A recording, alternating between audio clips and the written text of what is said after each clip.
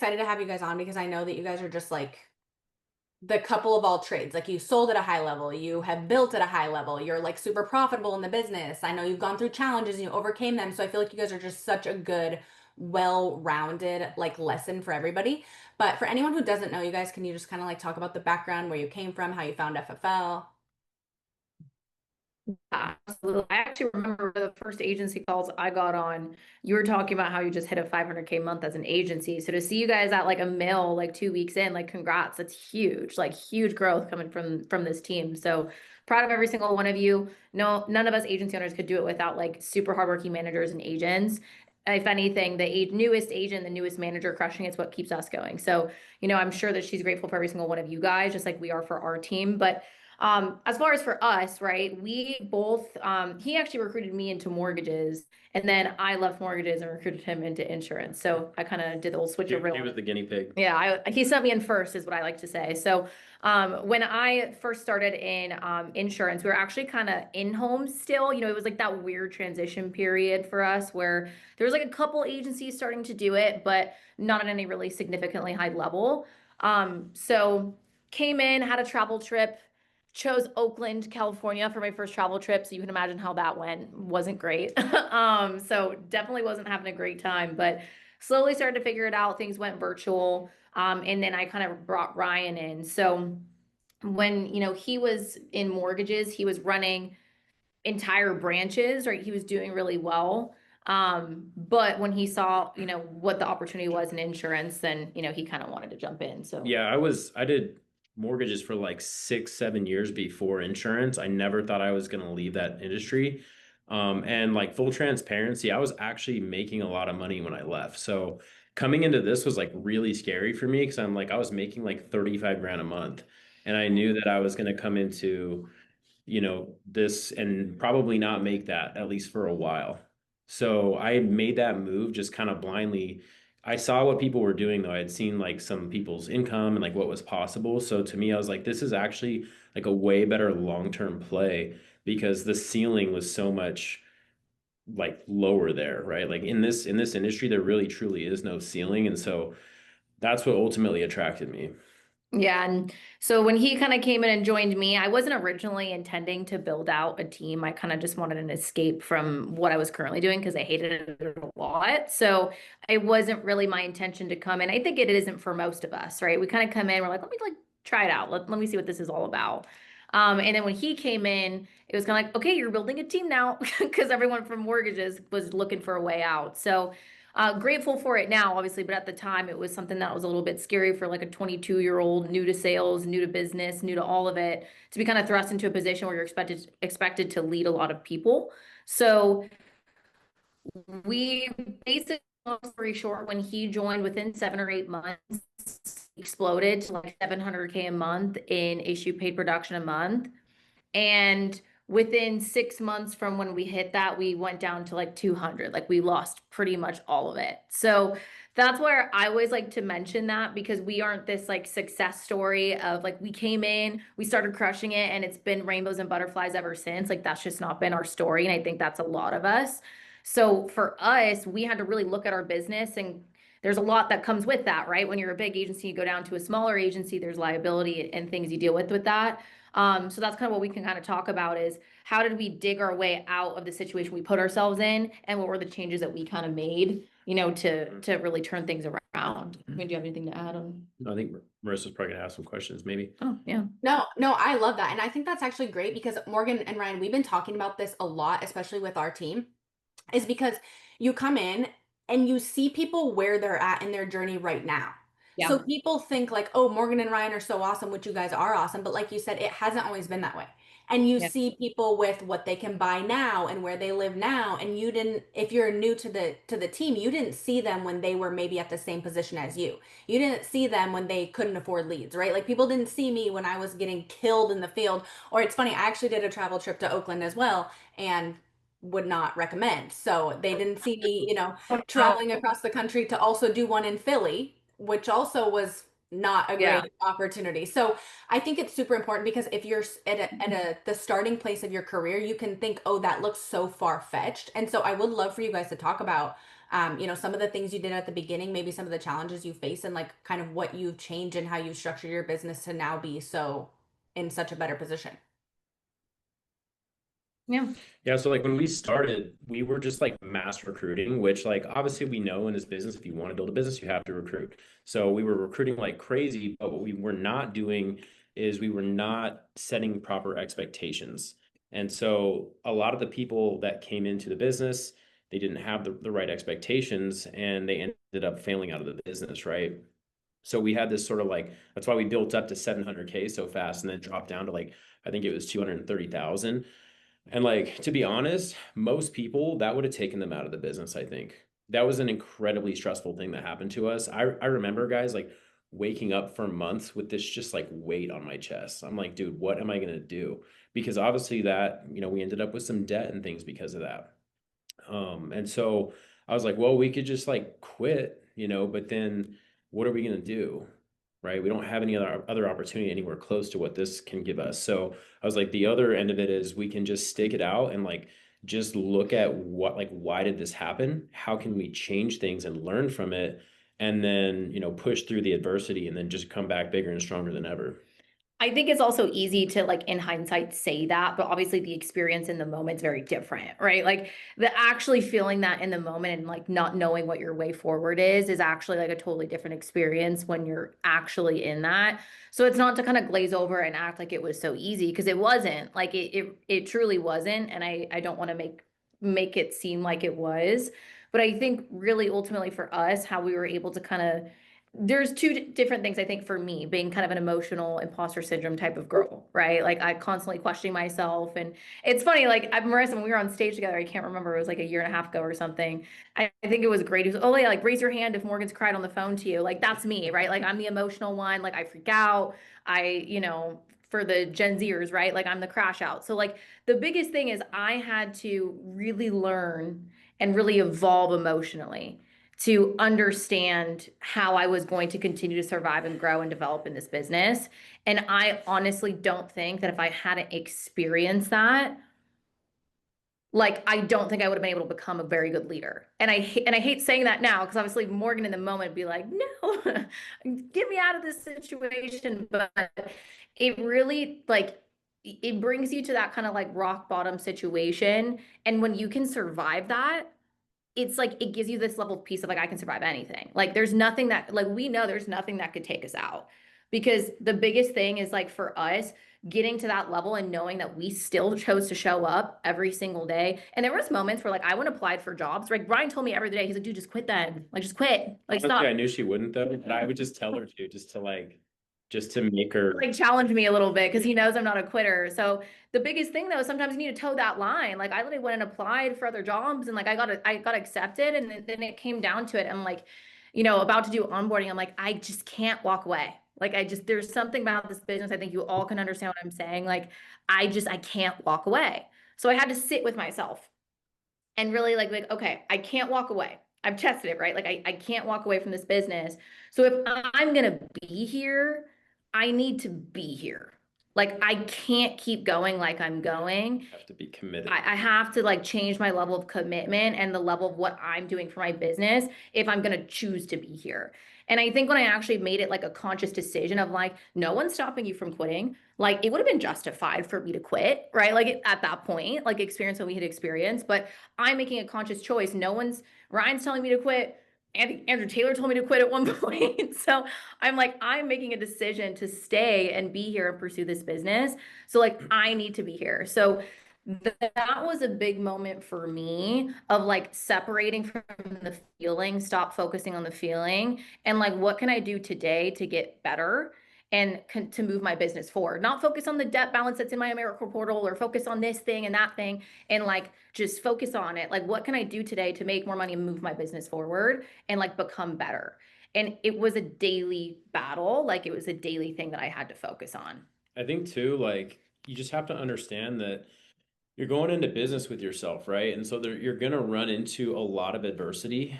And so like one of the most important things that you can train yourself to do is to change the way you frame, like the way you perceive things, right? So like I had to look at everything that happened, even if it wasn't really like a good thing. I had to look at it like even bad things are good. Everything is good, right? If something happens that most of the time I would perceive as bad, I'm like, you know what? This is an obstacle that's been placed in front of me to make me stronger. Like that's how I started to look at everything. And like over time, like we've just become super resilient. We've gone through a ton of adversity, but we're still here and we're just getting better and better and better, right? Yeah. And I love that so much. Sorry. I feel like you cut out for a second. No, you're Yeah. Go ahead. Oh, no, I love that so much, guys. And I want you, like, I want everyone on this call to also grasp the point that, like, a lot of times when you're struggling in the business, people look for things about the business to change. Hold on. I feel like they're frozen. Can you Yep. guys hear me? You can hear me. Uh-oh. yeah, we got you. Can you hear us? Yeah. Are we frozen? I can't tell who's spotty. Des, am I spotty or they're a little spotty? I I think think it's it's that us. your guys is, yeah, your service is, the bars are red, but we see you now. Okay, cool. All Okay. right. Sorry. Okay, we're Sorry. back. I just want to make sure because I'm like, I feel like I'm interrupting them, but I can't tell. So guys, but I want you to take away this point. A lot of times when things aren't going good in the business, we look for things in the business to change. Like, oh, if the leads were better, or oh, if my manager was better, oh, if VP bonus program was better, oh, if I had better agents, whatever. So I love what you guys said, Morgan and Ryan, because Morgan's like, I had to work on not being as emotional about my business, which I've had to do a ton of that too, because I'll get like mad and frustrated in a second and then be like, it's just business, right? Or Ryan's like, hey, we had to look for different ways that we had to build and who we're recruiting and who we're bringing into the business, as opposed to like the leads suck or this has to suck. Like, what am I doing wrong? And I think that's so powerful because there's a ton of people, even on this call, and we've all gone through that, where guys, I hate to break it to you, but the business works. The model works. It's been proven time and time again. So if something's not working, I think that's so powerful that you guys said that. Like, we had to figure out what it was about us that we had to change because the business Yeah. works. So that's Yep. that's super 100%. cool.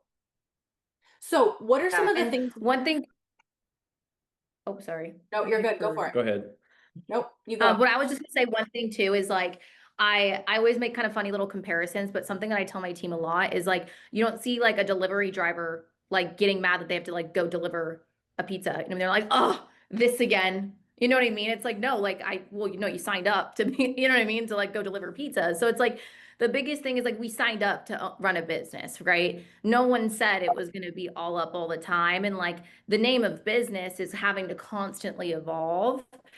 And so when I stopped resenting the business for putting me through those challenges and like really understood like every single one of these things that we go through and come out on the other side, there's less and less competition every single time. And Because you're gonna go through a lot of like peaks and valleys. You just have to know that. But the key is like if you're showing up every day and you're putting in effort every day, it's inevitable that those peaks are gonna be a little bit higher every single time.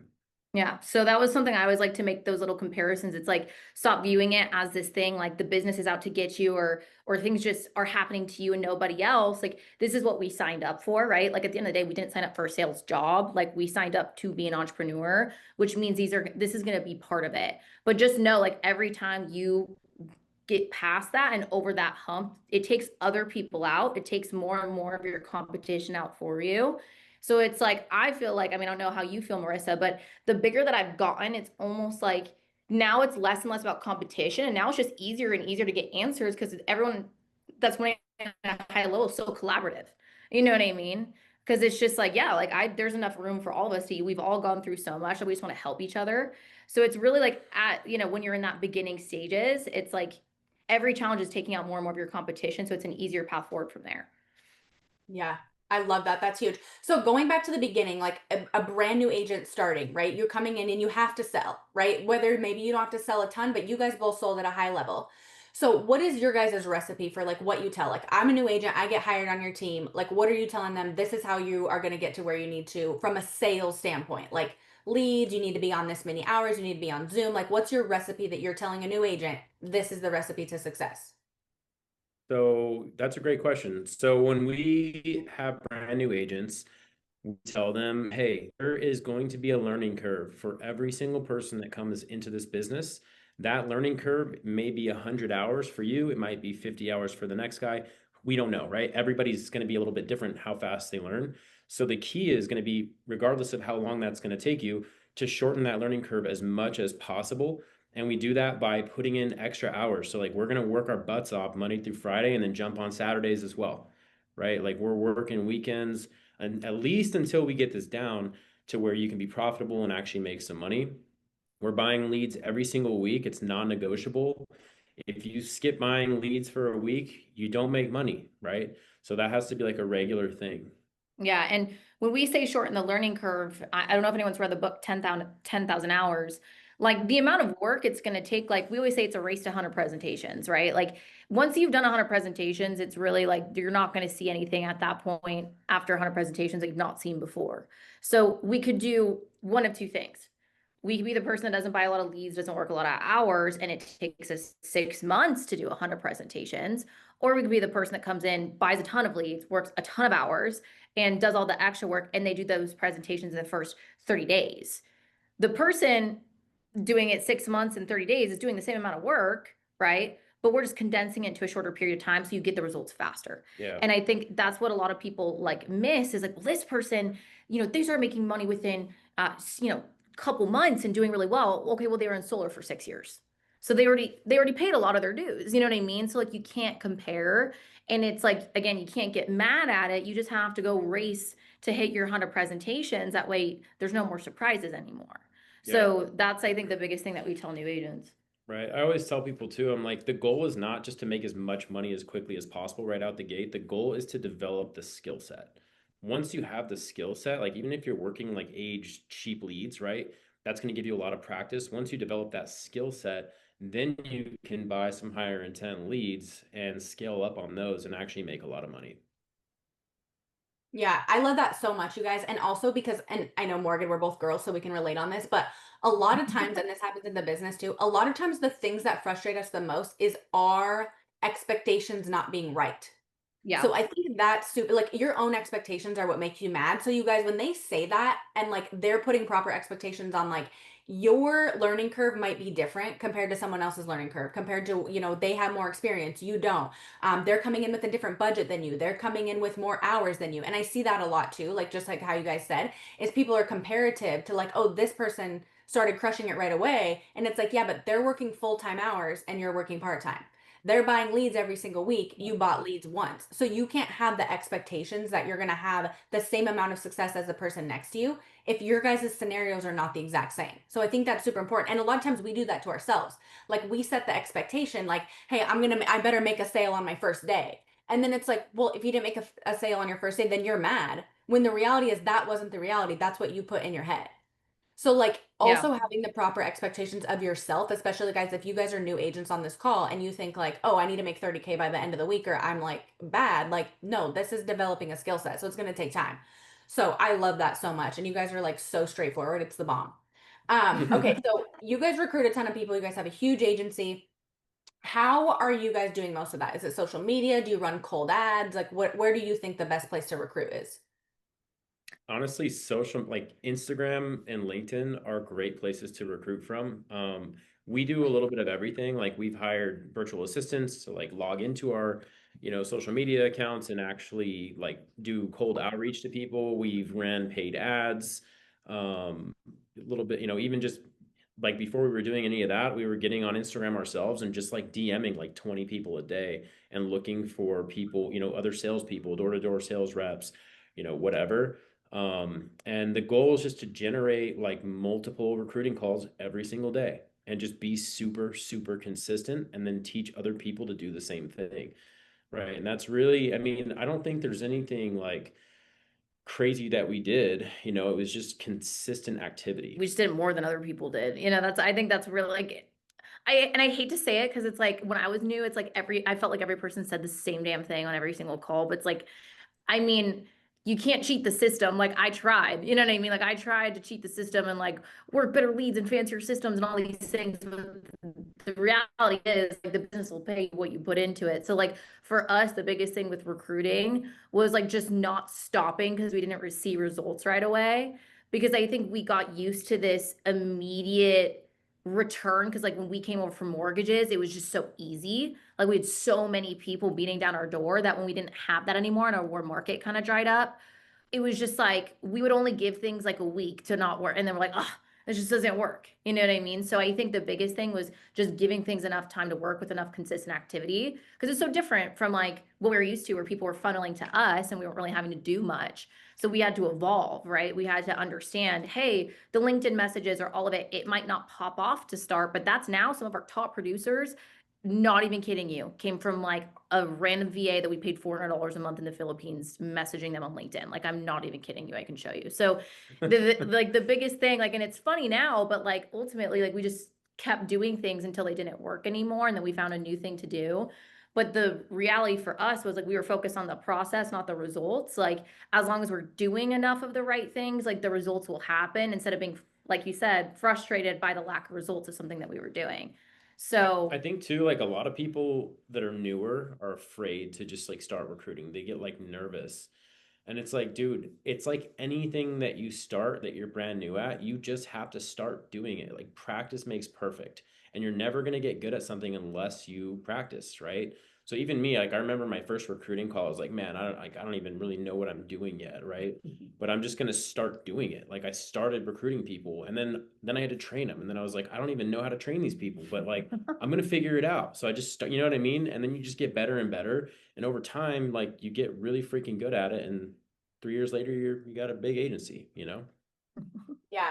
I love that so much. And two, it's also like everything you guys say is like so spot on, but it's also the same thing like with your leads, right? Like it's a yeah. numbers game. So guys, what they said, and like you should all be taking notes. This is like I'm taking notes on my phone as they're talking because it's so important, right? Note takers are money makers. But the reality is like it's a numbers game too. So she just said we didn't do anything different. We just did more than other people. And that's so true because a lot of times too, Morgan, we can get like in that comparative, like, oh, Morgan and Ryan recruit a lot more people. That means like they actually just talk to more.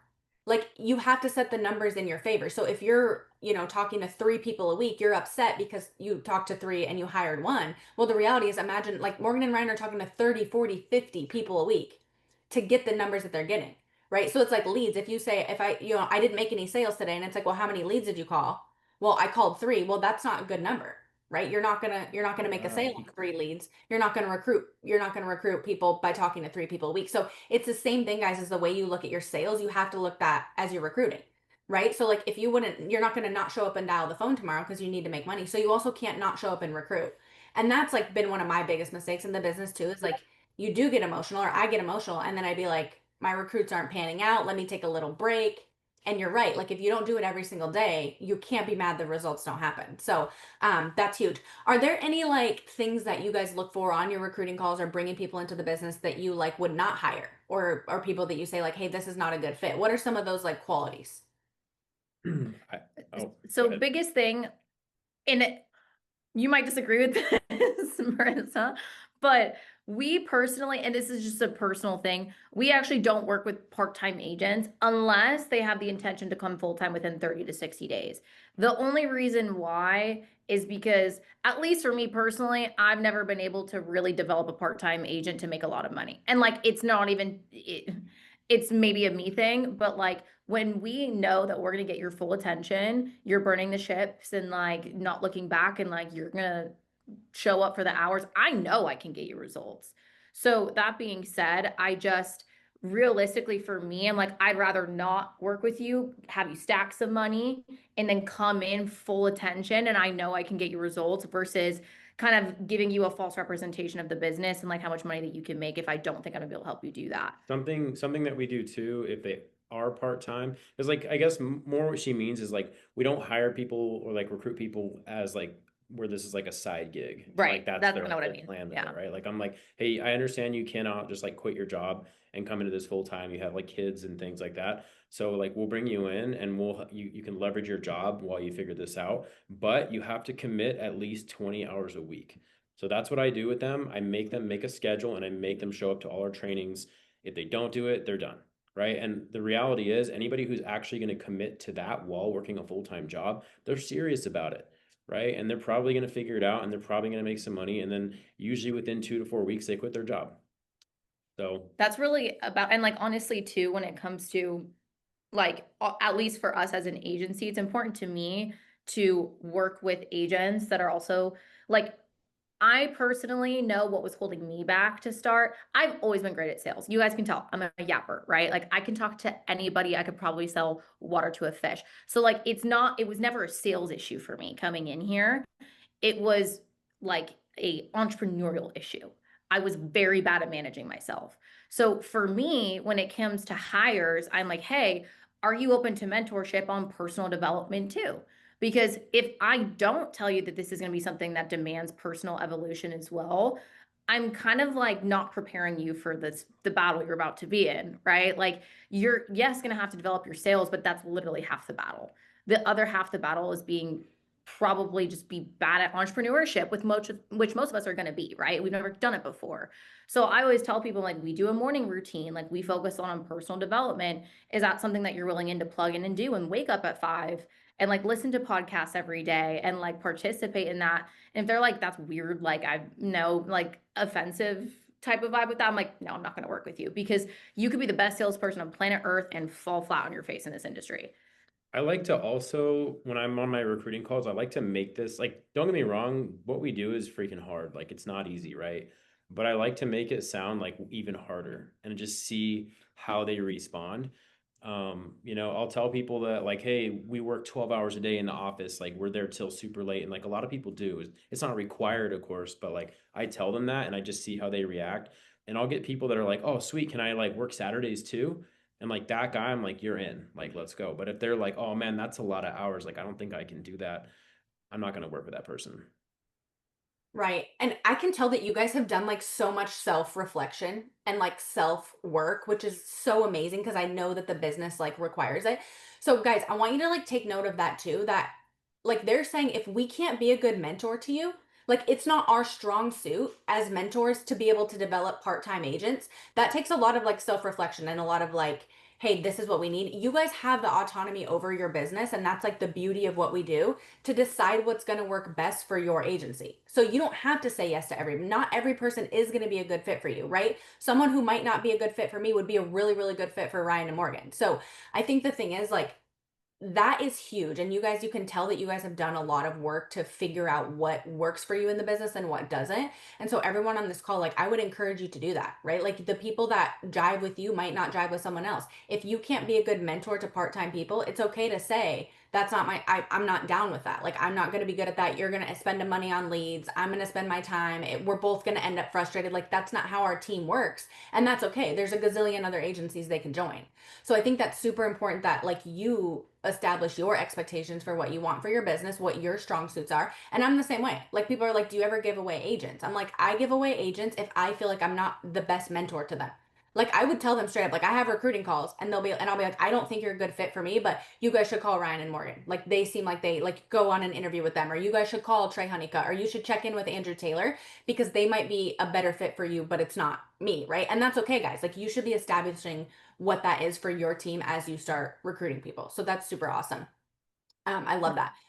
So, not too long ago, I was on Andrew Taylor's manager call with you guys, and Nina and Hayden were like, Ryan and Morgan are making a ton of money. And I called Grady after, and I was like, my jaw is on the floor at how profitable these guys are. Because a lot of times, guys, we get obsessed with the leaderboards. Yes. And you think that volume is like the end all be all for if you have a really good agency, and it's not, right? Like we've seen people have the biggest team on the leaderboard and it doesn't mean they have a great structured business just because they have the volume.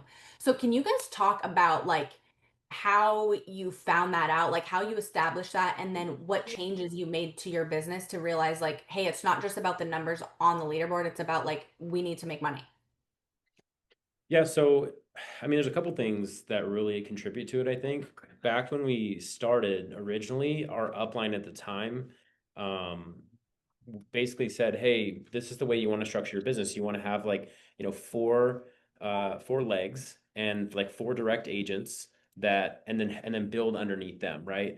And to me, I was like, that sounds great. Like you can mitigate some risk that way, but it doesn't really make sense in the long term because then you lose spread. And spread is ultimately like how you're going to make a lot of money in this business. So I did think, I was like, well, it does make sense to build deep like that, right? But I think you also want to build super wide.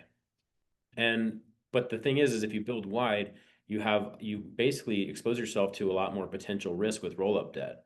So in my mind, I'm like, that's fine though, as long as we can figure out how to run our business in a way to mitigate that risk to where we retain people. And so the way to do that for us was just making sure that we were training people properly. So that way they're not getting like a bunch of crazy, like obviously chargebacks are a part of the business, but we wanted to mitigate chargebacks as much as possible and just get people producing at a high level. Yeah, I think there's a couple components to it. One obviously is like going wide, right? But that's not the only piece, right? Because they have to be producing. Like you can't just go wide with 50 directs and like no one's writing a lot of business because then you're still not going to make any money. So I think there's a couple things that play into it, right? You're going to have retention is a big piece. I think that we got really used to selling approvals. I mean, in the first era of virtual sales, it's just so easy to sell a quick approval. So we had to look at a couple things like making sure requesting immediate drafts, not selling an approval and actually truly overcoming objections to make sure people had proper retention. That's one piece. Second's going to be obviously going wide, but making sure that we had standards within our agency, because the thing is like your business will rise or fall to the level of standards that you set. So if it's like, if you, and not to be disrespectful, like, but if we're clapping for people who are doing 15K a month, knowing that's just where you're profitable, like, then everyone's excited to hit 15K a month and they're not striving. So like we like are like, hey, good job, but your work just got started. Like we need to shoot for 30 if you really want to make some money. So like just making sure that we are just super honest about that with our people and setting our standards accordingly. Where it's like, hey, it's not going to be clapped to do 15K a month, not because we're not proud of you, but because we want to make sure you're actually making real money, because a huge part of going wide is retaining agents, right? Because if I'm constantly training direct agents, but no one's making it past month 3, I'm never going to actually add volume. I'm just going to be stuck replacing it. So you have to kind of look at like when you're setting expectations with agents, what does that look like? Do they understand where they're really going to be making money in this business? And are you holding them accountable to it? Because if you just tell people, hey, you need to make real money, you're gonna have to write 30 grand a month, but you're not holding them accountable to showing up at 8 a.m. or staying late or coming into the office or attending trainings. Like it's the art of noticing. Like for me, every one of my direct agents knows, yeah, you're self-employed, but if you want my direct help, and like I see you gone at 3 p.m. on a Tuesday, I'm going to ask where the hell you're at. And you better communicate with me and let me know, because you're expecting me to help you. But like if I have no idea where you're at, what you're doing, or anything like that, like they're not going to have success.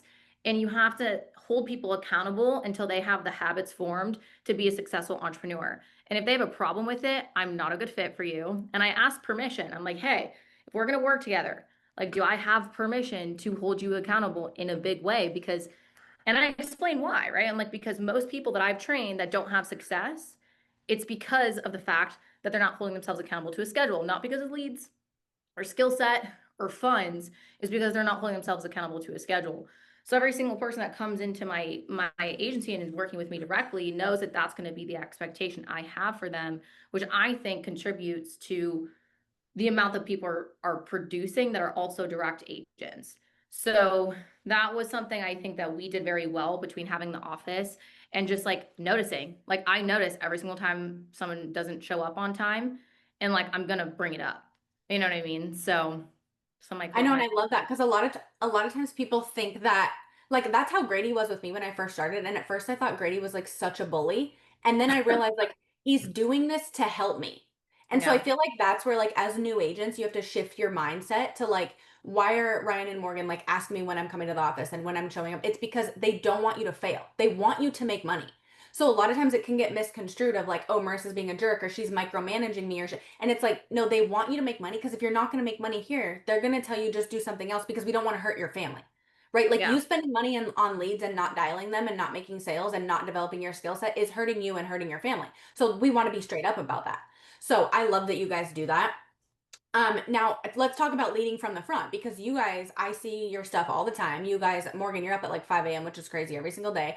You're working out, you do a lot of self-development. I know Ryan, you do too. You guys are in the office every day. And here's the reality, from a money standpoint, you guys don't need it anymore. Like you got to the point monetarily where like you're probably good.